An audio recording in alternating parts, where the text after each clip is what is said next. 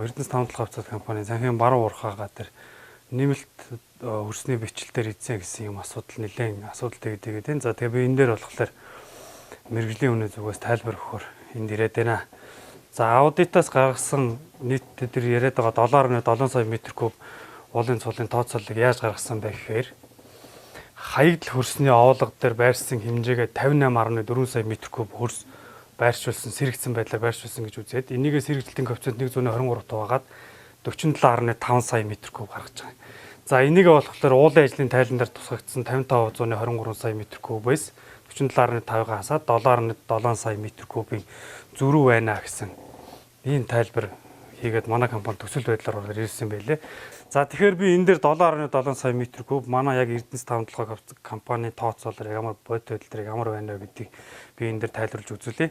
За энэ дөрвөлжийн хүрээнд бол уурхаан ухаж харагдаж байна. За уурхаан ухашаас уулын цулаар нь тооцсон хөрс суултын хэмжээ 2013-аас 17 онд бол 55.83 сая метр куб хөрс суулт.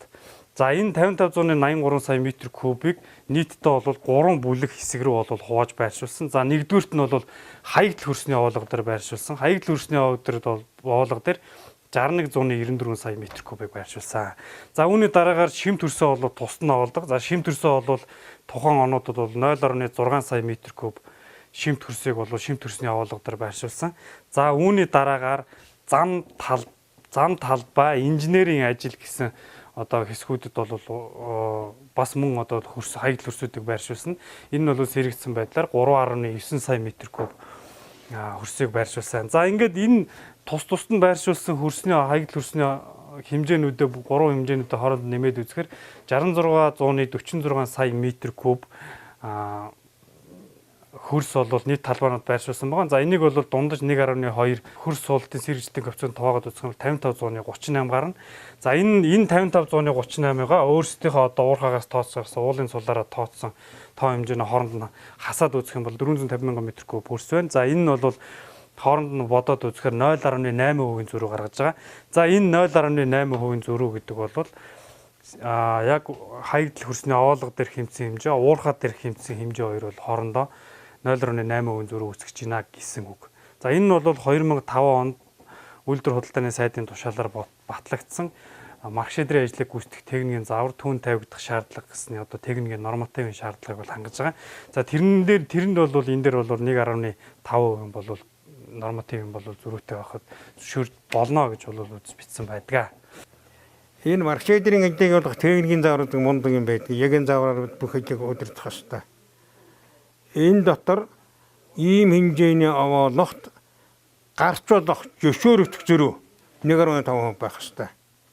Бидний хэмжилтүүдээр танай хэмжилтээр 0.5. Тэгэхээр энэ бол ном дүнгийн дотор зөвшөөрөгдөх хэмжээнд байна.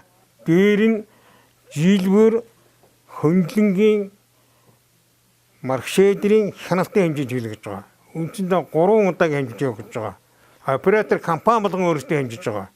Тэр бүгдийн нийлбэрийг чинь тухайн компани ерөнхий одоо өөрийн компани давхар ингээд шалгаж байгаа байхгүй юу. Тэгэхээр энд бол ямар нэгэн зөрүү алдаа гарах, шавьчигдах гарах, илүү мэдээлэл худлаа тоо тавих хийгээгүй л хийсэн болох юм ямар ч үндэс байхгүй юусэн. Олон нийтийн шилжээ тэгээд гадуур явж байгаа мэдээлэл ийм юмнууд бол Эрдэнэс тавталгаа компанийг одоо нэр хөндийн харьцлах бага ч гэсэн тийм сөрөг ойлгоод ард түмэд өгөх гэсэн ийм л үйл ажиллагаа гэж бодож байгаа.